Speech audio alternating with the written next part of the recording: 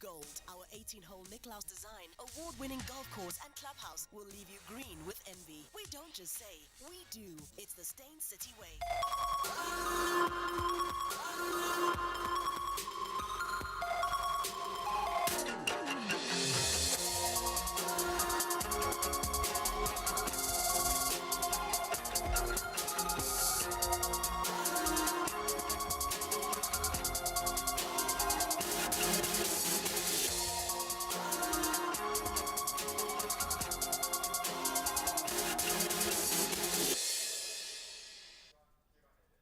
Hi and welcome to Real Talk with me, Anele. There's not been a dry eye here on the Real Talk team ever since the news of the passing of Ndaba. To her mother, Belon, our sincerest condolences. Ndaba lived her life by the motto Carpe Diem and was due to join us on Real Talk next week, Tuesday. In 2009, she was diagnosed with progeria, a rare genetic condition that causes a person to age exceedingly faster than their real age. Doctors said that she wouldn't survive past her 13th birthday, but by the grace of God, Ndaba made it to her 18th birthday and famously ticked another wish off her bucket list when she personally received flowers and cake from the president himself on her birthday. Ndaba lived her life knowing she could die at any moment, but embraced every opportunity to inspire and educate and to dream big as if she would live forever. Ndaba, First Lady, forever in our hearts. Thank you for teaching us to embrace and love life no matter the odds, and to see outside of our own struggles and to do our part to change the world for the better.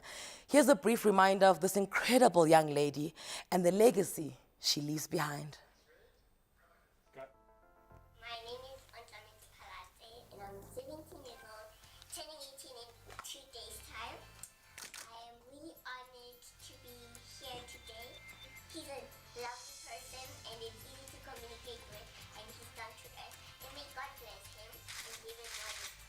Happy birthday, dear Toronto. Happy birthday to you.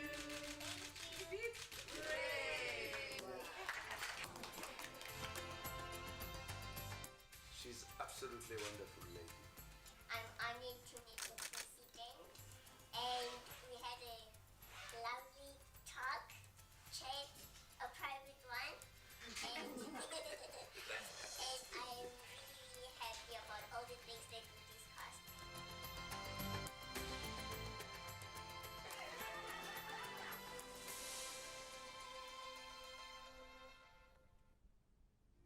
And today we're going to church. Okay, not literally, but we're unpacking controversial methods used by an increasing number of clergymen to bring congregates closer to their Creator.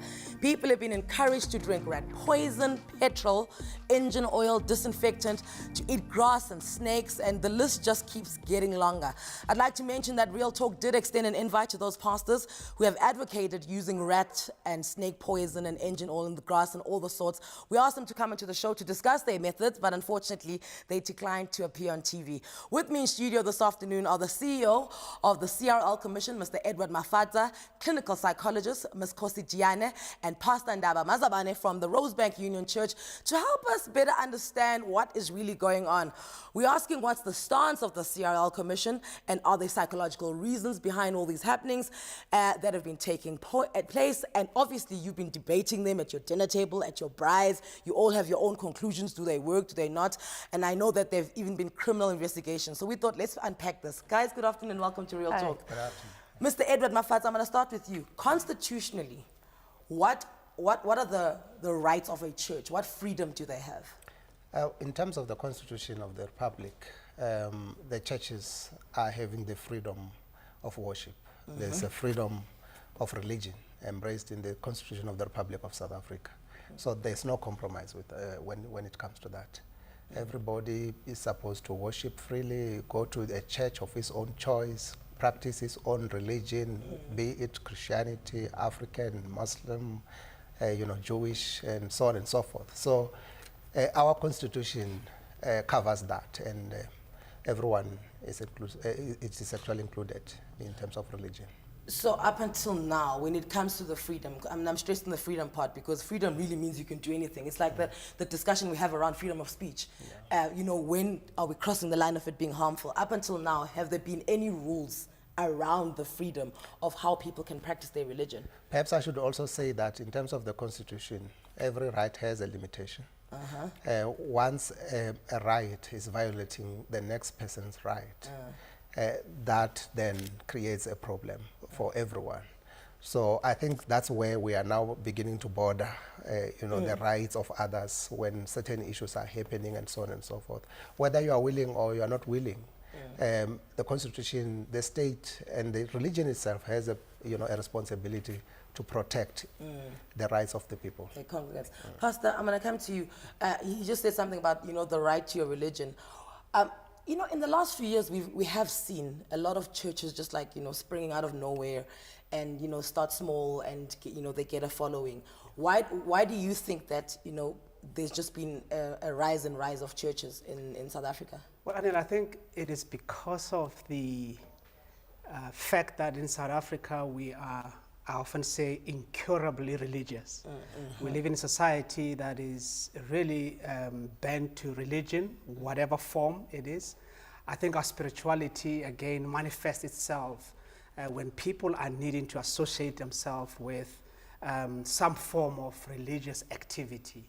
And so I would say also there's a hunger in us. I think God has made us with some kind of a vacuum in us, and if it's not filled by any other thing, people then gravitate to almost everything, even out of the bounds of what we may call reasonable Christianity, for that matter. So there is a hunger, there is that appeal in us that seeks to gravitate to something that is, above and supernatural for that matter. Reasonable Christianity, I'm going to note that and come back to you because we can unpack that one.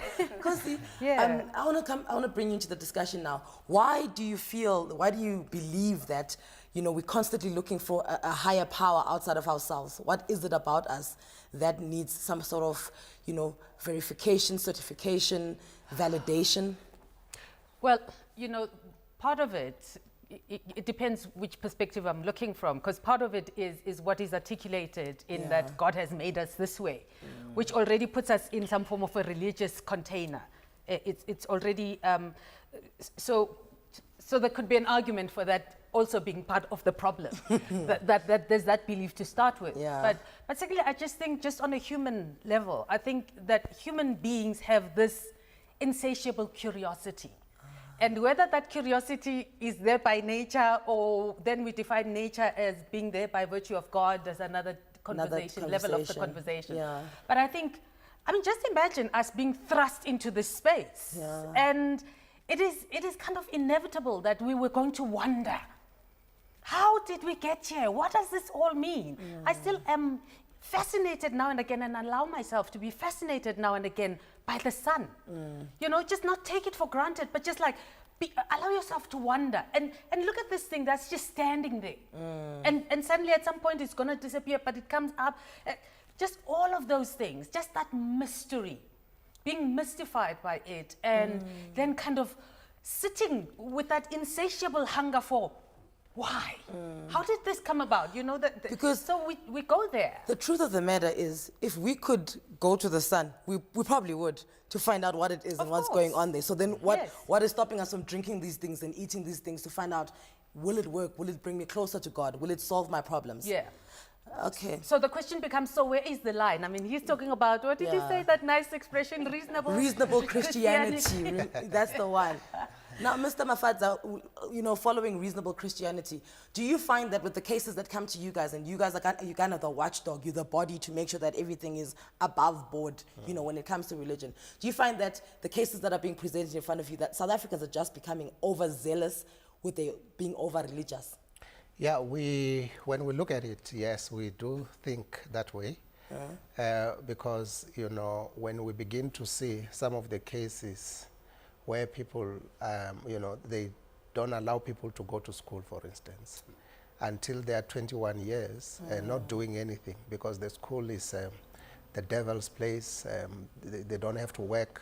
They just are born and, they grow just to sit and wait and have the hope of, the second coming. So that creates a bit of a challenge to all of us, and we begin to realize that perhaps that's where they are there are some challenges.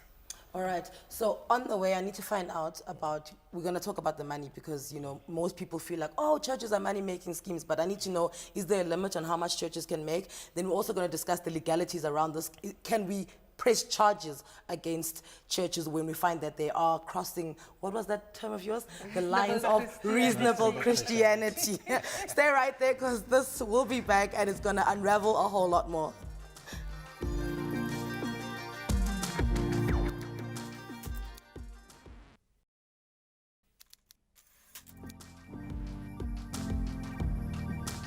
Before we dive straight back into our discussion today, remember to enter our weekly giveaway competition.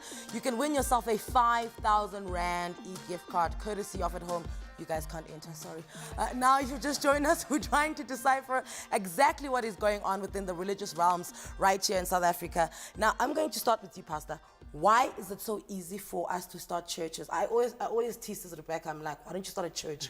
You would make a killing. Everyone already follows you. And the truth of the matter is, although I'm joking, it would happen. It would happen. And it would work because she's already on that side. People started in tents, in flats, under trees. Why is it so easy to start a church? Well, I think it's easy because, well, number one, we don't have, like our brother Edwin said, we don't have laws that necessarily, regulate ways in which churches could be started. And part of it is, sadly, it has become a entrepreneurial way, which we will talk a little bit about. I'm sure we'll raise this in terms of, it's almost like when people don't seem to have anything to do, they start a church type of a thing, which is really sad. And we could almost say that every weekend the church is started. Yes. And you don't need a big facility to do that. You just need a classroom. Yeah. And sometimes you just need a charismatic person. Yeah, a tree or something like that. So we should say, however, that does not necessarily mean it is wrong to do that, okay? So, but the question would be, what kind of church is that? So I think that's this easy way, and what we see in our country sadly has led to the plethora of churches that are out there, and which are sadly out of control in terms of the practices and things like that. I think the two commodities that are peddled or sold, bought and sold in church are number one, hope. Number two, fear. It functions primarily on those two things. That if you ask a lot of people, if there wasn't the fear of condemnation and when and the day when all things will happen and so on, would you still be going to church? A lot of people, no. It's an insurance policy of in case. Some of them don't believe, but just in case I may be wrong, what if that day does come? So you want to find yourself on the right side of that line of fear. And people peddle that. And every day is the last day. I mean, how long have we been living in the last days? Ever since, it's always been. And I mean, it's a fact. Every day is the last day. No day is ever repeated. But that suddenly gets peddled as though it's some mystery when it's just a simple thing, that every day is the last day. How close are we flirting with the C word then, cult? Well, I would like to know. So, from my psychologist, my learned friends, like, what is the definition of a cult? Because for me, it's when a person is now on autopilot and is so controlled or so indoctrinated to the point that they cannot function on their own. But then again, it asks the question, so what was there internally in this person before the peddlers came and sold them that idea? Would a reasonable person allow for doom to be sprayed in their faces? And the question is, a reasonable person, what is a reasonable person? Yeah, there's just a point that I also want to add, Anele. You see, after 1994, everyone wanted a better life. I'm trying to address the question of why so many churches. So, a hope of living better. And when it was not coming in other areas, people saw an opportunity and started churches for a better life. And, people are always hopeful, as she has actually mentioned it, if it's not the pastor there, to say they want something better than what they are actually experiencing. So if you are poor, if you go to church, you are told that you will be rich. So that is hope for you. If you are sick, you want to be healed. So, you know, so the church became something that people could say we can carry on with our lives in spite of our situations. There's hope.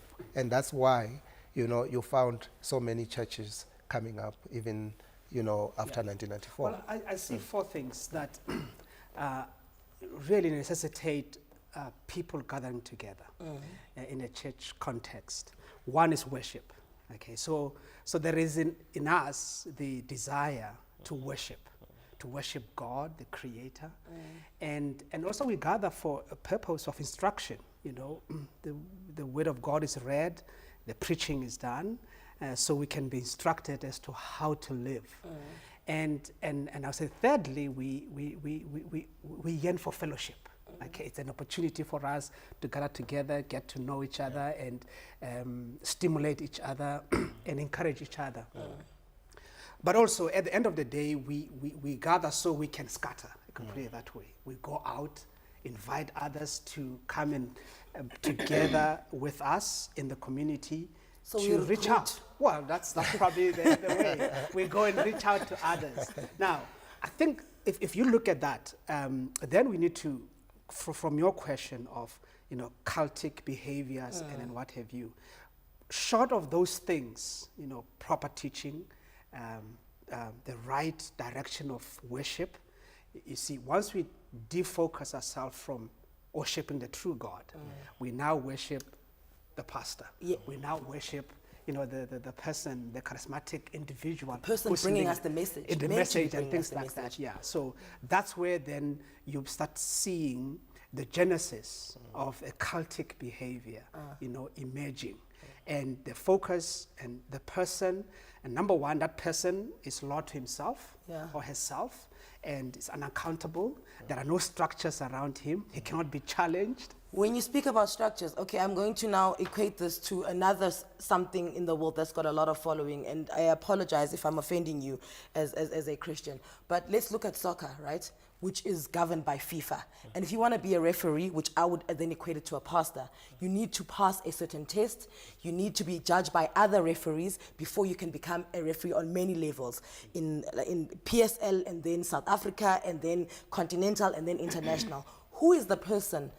Who are the pastors, the higher power of pastors, making sure that you're certifying people who are becoming pastors? Well, we need to understand again that in South Africa we are not a monolithic denomination. Okay, by that we don't have just one set of a denomination where everybody believe the same, practice the same, do the same. So we have all array of different denominations. Okay, we may be coming from the perspective of Christianity, but we all come from different ways. And what makes the biggest difference is our practices and also our doctrinal, in other words, expressing our doctrinal beliefs. Okay, Anele. So we as a result of that, it makes it very difficult to say there is one way of doing it. So in one sentence, there are too many of us to be governed. There are too many of us, and each church would then have to do it in accordance to how they believe Come and with practice their own that. constitution. Now, we have mainline denominations such as your Methodist churches, your Anglican churches, your Lutheran churches, and if you look at them and bulk them together, you'll find that there's a certain way of how they train their ministers, how they ordain their ministers, in other words, licensing them to do all of those things. So that is just one way.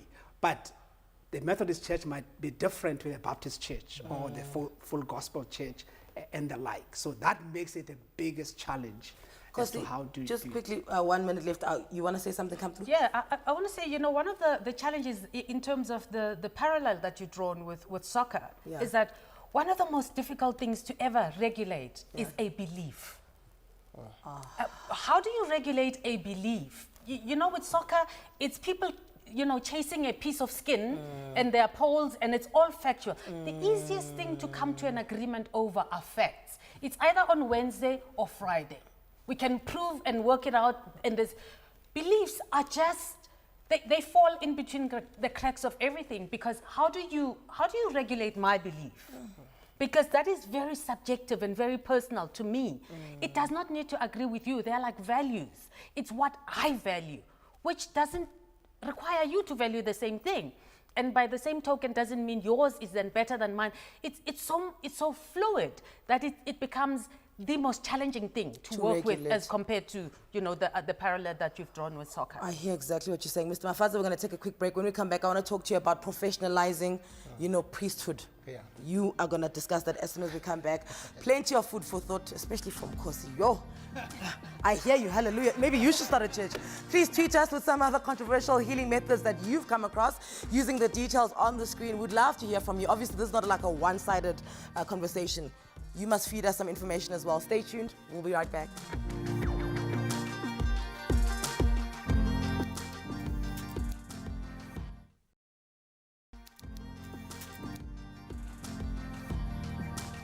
And welcome to Real Talk with me, Anele. We are getting right back into our discussion about the church phenomena that has gripped South Africans. Our guest today, Pastor Mazabane, Psychologist Khosi Jiyane, and from the CRL Commission, Mr. Edward Mafadza. In case you're not sure what the CRL stands for, it's the Commission for the Protection and Promotion of the Rights of Cultural, Religious, and Linguistic Communications. It's a mouthful, but it is needed. So most of your tweets coming through, the thousands of tweets that are coming through, are people saying, listen, the problem is with people worshipping pastors more than they do God. And you had raised this, Pastor. Now, what I wanted to say to you, Mr. Mafadza, is what does professionalizing the priesthood but not the doctrine mean? It means that there should be order within the religious sector. It means that somebody must be accountable in terms of how things should happen within the religion itself. It also means that we need to know who is doing what, where within the religious sector. Because as we speak now, we don't even know how many pastors, how many religious institutions we have in this country. No, there's no that database. We don't have it. We don't know it. So anybody, anywhere can start anything, Pastor, now as we speak. So, professionalizing this will assist in terms of creating order, but also to assist us in terms of knowing as a country as to where do we stand with the religion in the country, which people do we have that belongs to Christianity, for instance, people who are from the African religion, Jewish, Muslims, and so on and so forth. At least we have that database. But also, when things are not going on well, we will be able to know who to talk to in order to resolve what we are seeing. As we speak now, for instance, with things that are happening within the religious sector, there's no one accountable to assist us to resolve the challenges that we see. Hence, the state and the religion itself has a responsibility to make sure that there's order. Are there laws? Yes. Because, he's touched on this, that, it's so, and you as well, it's so difficult to regulate a belief. But are there laws that can some way, start a process where, this can end?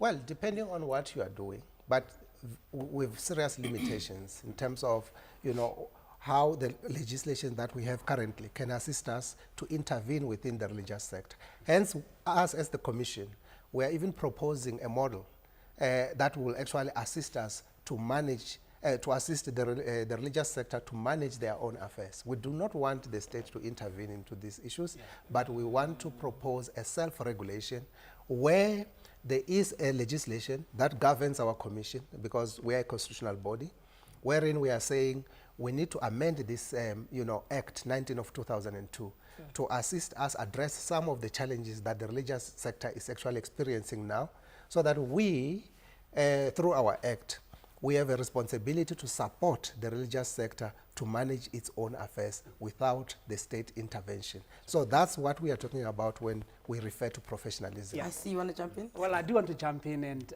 Mr. Mafadza will be aware that there has been those discussions, particularly with the model that the Commission is suggesting and advancing. And obviously, some of us are against, in a sense, if I could put it that way.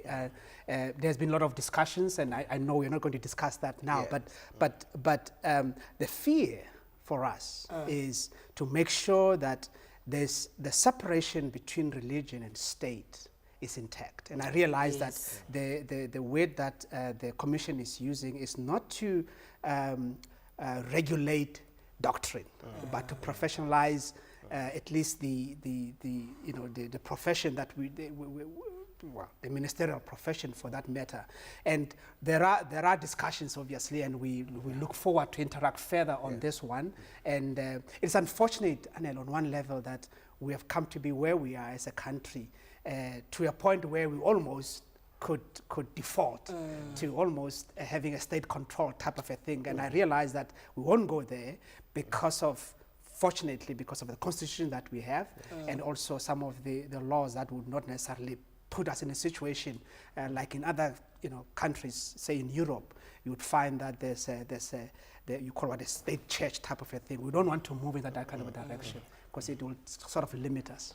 Khosi, I want to bring this in because, with the doom and the feeding of the snakes and everything, then there's the seminars that are held by priests where they sell tickets and it's an overnight, we're going to pray for 12 hours for you to get a husband, And my cry with these as well is, I haven't seen one seminar where there's men praying for wives, but clearly that's just my own personal gripe that I have. I mean, what psychologically, what is taking us there to want to pray for 12 hours? I think it's, I think our energies could be spent better. But I think we've also become lazy as a people, in a sense. And what I mean by that is we are just too happy to be happy-go-lucky about life. Like everything in my life should be working out perfectly all the time. The minute that it doesn't, there must be some divine intervention of sorts. And because of the pressures and that instant gratification, where we want things. People don't want to work for things anymore.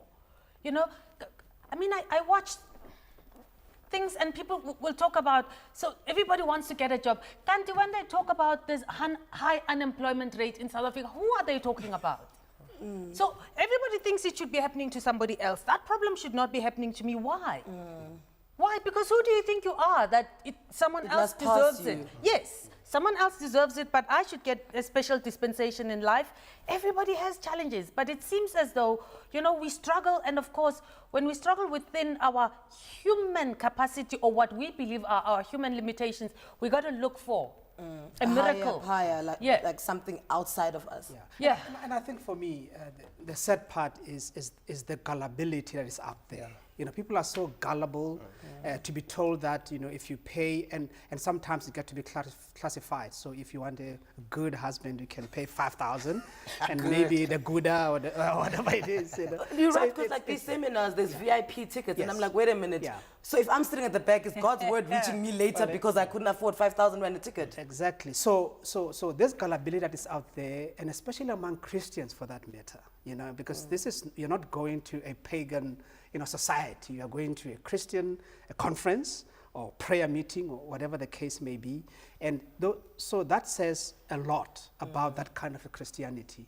Are people reading the scriptures well? Are they searching to see if I'm as a pastor, am I teaching the right thing? And to get to that, you need also to spend a little bit of time on your own. Reading the Bible so that you understand what it means to you. And I mean, that is why in some churches, there are things like community groups where people gather together and they can talk and share and see if what has been taught it is true.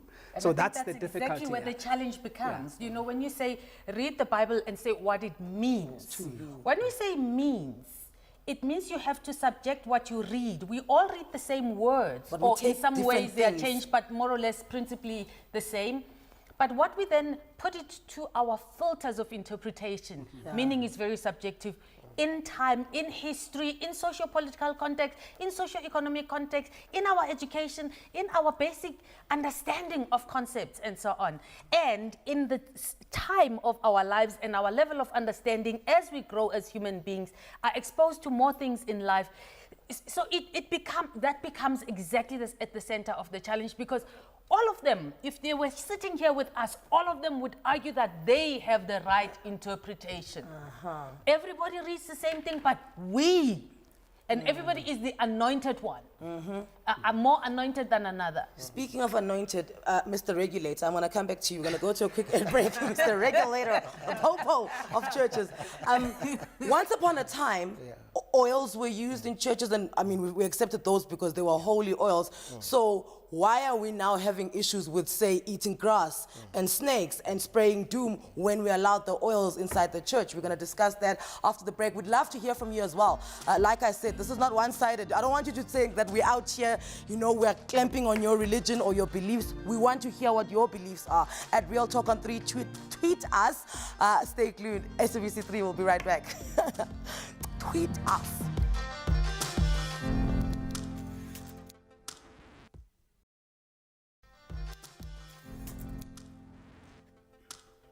And thank you for joining us on Real Talk right here on SABC3, where the stage is yours. We're going to jump straight back into the discussion. I asked you for tweets.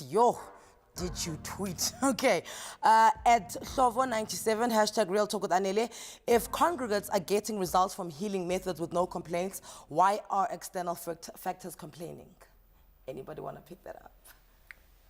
Well, from our side, you know, even if you are not complaining, but if we realize that whatever you are going through is causing some harm, we have a responsibility to protect you.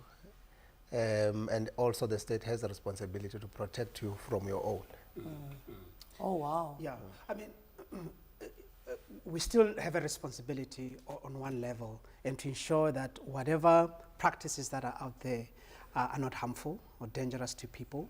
And so for that matter, it doesn't mean, religion is not just freedom to do whatever you want to do.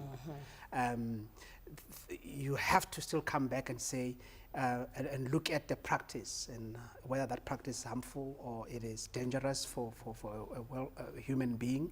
There were different methods that were used also in the Old Testament. If you look at them, interestingly, they tended to be not to be harmful. I mean, for an example, you talked about oil. Yes. I mean, oil was it was medicinal also, you know, on one level, but also it was symbolic. More than just medicinal, also it was a sign of the Holy Spirit on a person, you know, coming upon a person. But it was used. I mean, oil in that context would not have been a harmful thing. I mean, may I also advance something that Jesus used? Jesus used mud.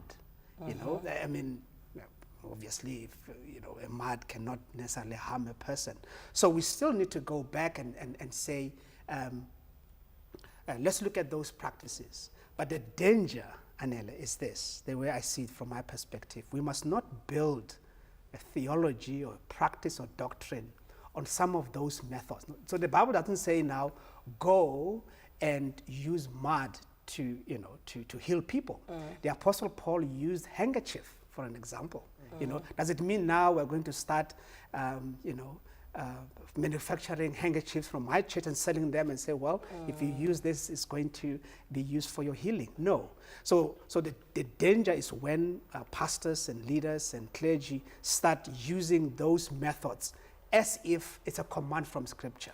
They may not necessarily be, you know, the way we're supposed to go. I think the danger is one person saying it works. Yeah. Do you know what I'm saying? Yeah. And how do we determine that no, spraying doom in your face didn't work for you? Let's say you got sprayed with doom and then you got a job. Who are we now to come and say that is wrong? Although on the can it says, do not spray this in your face, just kill insects with it. Khosi, you want to weigh in? So that's the psychology of belief. Yeah. You know, it is psychological warfare in a sense. Because, you know, that earlier question that was asked by this person, so, you know, apartheid was wrong. And one of the things they said, well, black people are not complaining. You know, so does it justify that it makes it right? Certainly by no means. And if a person doesn't complain, doesn't mean something is right. But importantly, it is, you know, when we start living, it's that external locus of control in that people are starting to look for things out there to make things work for them. And it's a very dicey one, because as you say, so when it does happen, what do you then say? You know, and it is the basis on which you then get masses flocking for the same thing. And outsourcing responsibility for whatever it is that, you know, and people, are very quick to forget the paths that they have walked in creating the present. But they want a miracle that's, it's like when people kind of like, and I'm going to use a parallel here, like a person wants to lose weight, but they want to lose 15 kilograms in one day. But they forget that it took them 15 years. But I have to go to a party and I want to be thin. It took them 15 years to gain that, you know, but that we become very unstable in how we kind of think through these things. Ms. Mafatsa, a lot of people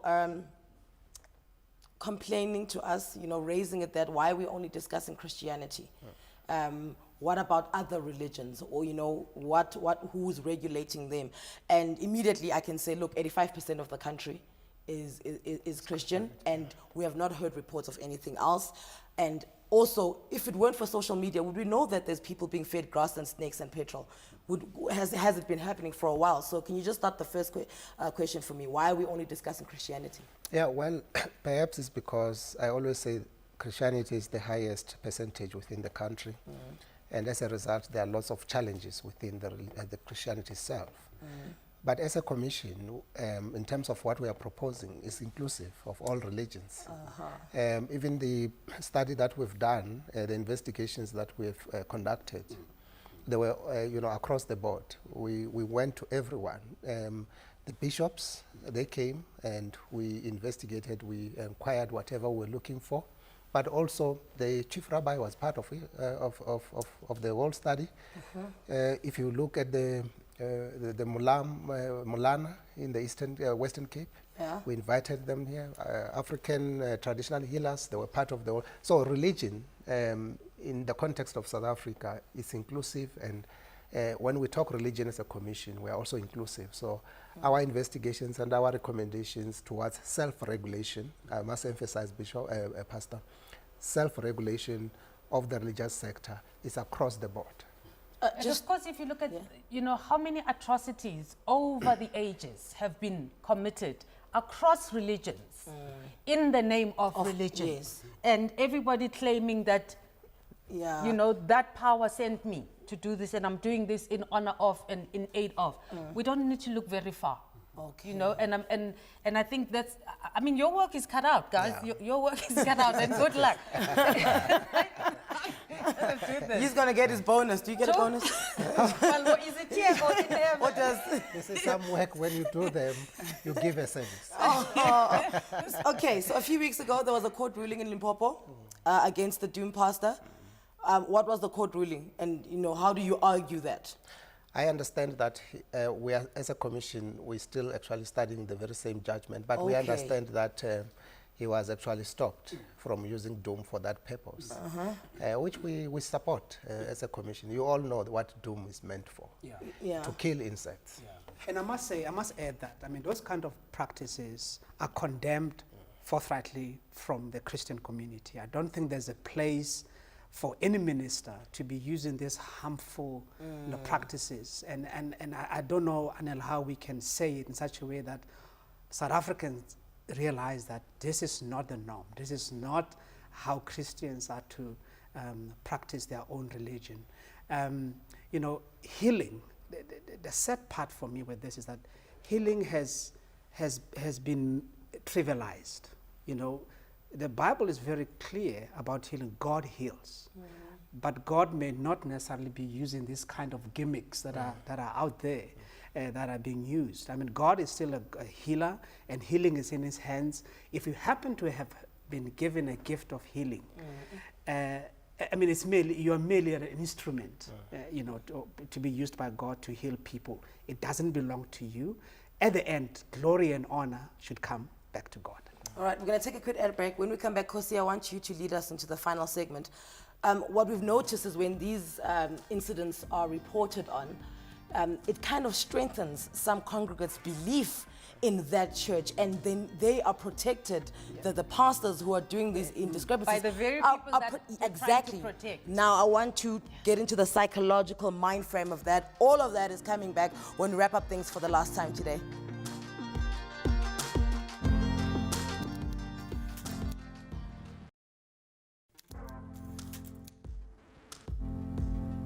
and welcome back. If you've just tuned in, you've missed quite a lot, but don't despair because the final piece of the pie is still to unfold on this topic, the prophets of doom. That's what we're calling them, and of course other things. Before I went for an ad break, I threw a question to Khosi and I asked you, when these incidents happen, you know, drink the petrol, eat the grass, a car is driven over you. At some points, pastors touching people in their nether regions, you find that the congregation, they strengthen and they protect their leader and their pastor even more. What is the psychological, you know, workings of that? From an outsider, I just need to understand. If I had an answer to that, I'm going to start a church. As soon as I have an answer, I'm going to start a church. But you know, the funny thing is that a parallel thing happens. So, for example, I worked for an NGO in KZN in a private game reserve. When a Pinda game reserve, for example, a tourist was eaten by a lion. Do you know how many people wanted to go? They couldn't contain the number of guests that wanted to come to that game reserve after a person was eaten by a lion. So there's something in the human being that just, that sense of curiosity, that sense of hope, maybe that the possibility exists that there may be something to this, and it just may be my time. You know, there's the famous, the appointed time. So you never know when your appointed time is going to be, and it may just be your turn, because if it happened to somebody else, just maybe it may happen to you. And so people kind of never want to be out of reach of the, you know, the miracle. Yeah, the manna that just might fall on your head. And I guess it doesn't help that, you know, it makes papers and it's splashed across, you know, TV and across social media, and then the celebrity kicks in. Of course. Because now, you know, the world is talking about your pastor. Yeah. The most irritating for me is these WhatsApp messages where they say, send this to, or God will what.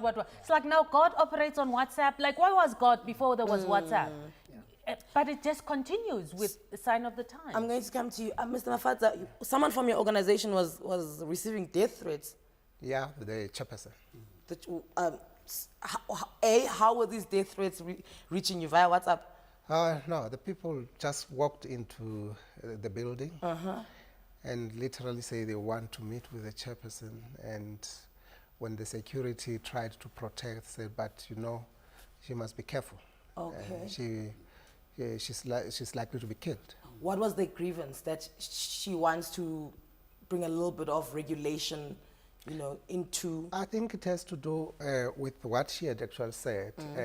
People are overprotective of their leaders. You touch them, you have touched the whole masses of and the I'm followers. sure they are convinced they come in the name of God, as they all do. Yes, so whatever the leader says, they believe, and nothing else, you know, that is said by somebody else, you know, will work for them. As long as this one says, if he says, jump into the sea now, all of you, you will not drown. They jump. But interestingly, he doesn't jump. He doesn't jump. Pastor, I do want to add something on what my colleagues have said. I think for me the thing is we need to realize again the power of deception. You know, when people are deceived, and you know, they go to this extent where they are so blinded. And part of it, as we go back to what we said earlier on, that, you know, you don't read scripture properly, you don't understand, and therefore you find yourself having to protect even that which is not protectable, you know, for that matter. So I think from the Christian point of view, we must be aware that there are forces of evil that overshadows people's minds, and even psychologically and otherwise, and then, you know, create this whole facade from people thinking, well, no, my pastor is right, and therefore don't touch him, don't do anything.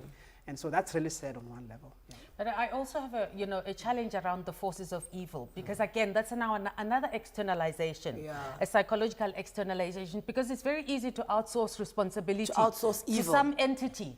You cannot believe that it's right here happening. Or take responsibility for your own behavior, because the devil made me do it. And like, who can ever prove that the devil made you do it? So many things have been committed because the devil, you know, made me do it, which is human acts that are done by people, but it's easy to outsource. Again, you either give power of elevation to one source and give power of destruction to another source, but so you are never responsible. Absolutely. Yes, but I do need to say that, in having said that, obviously, we still need to come back to our personal responsibility.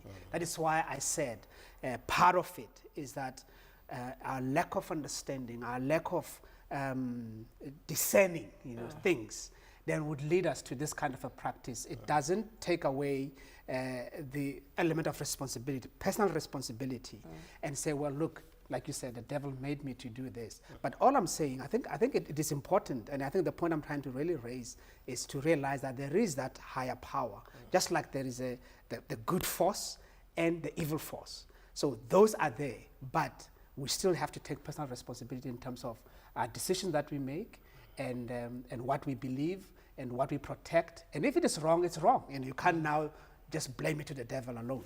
So in closing, if I am a family member watching another family member, a loved one, who is attending these churches where they are being fed petrol and cars are driving all over you, can I get a court interdict? And what is it that I can do legally outside of taking them out of there physically, to get them out of the situation that I believe is harmful? I think for a start, you can start with the interdict. Yeah. But you see, if this person does this thing every day, If that's how what they many want days to are you do. going to spend in court trying to interdict?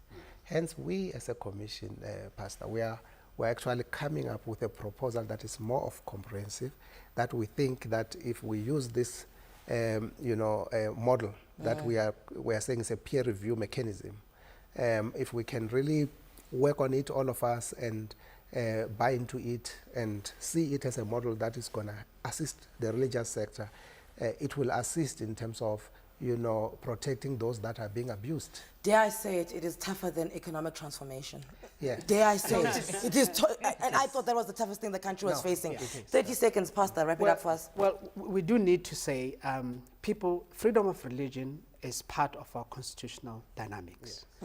And freedom of association is part of that. Okay, so there is also, how do we balance all of those things in terms of removing people from what they believe? But I still say we do have a responsibility as families and fellow compatriots to help each other. 15 seconds. On a lighter note, there was a meme that said, you now ridicule people for eating grass and so on, and yet every Sunday you go and drink juice and say some Jesus is snack. black. That is so, and you think they are psychotic. Who, there's a line, there's a long line here. Yeah. Guys, it's so complex. Thank you so much for coming here and putting yourselves in the line of fire, because I guarantee you there's someone at home disagreeing with everything you said, and that is allowed. That is allowed. This is why we do Real Talk with Anele on SABC3. We want to open your mind. We want to get the discussion going. You can carry on tweeting us at Real Talk on 3, #Real Talk with Anele. Join us again tomorrow for another exciting session here from Stain City. Bye-bye. Thank you, guys. This was awesome.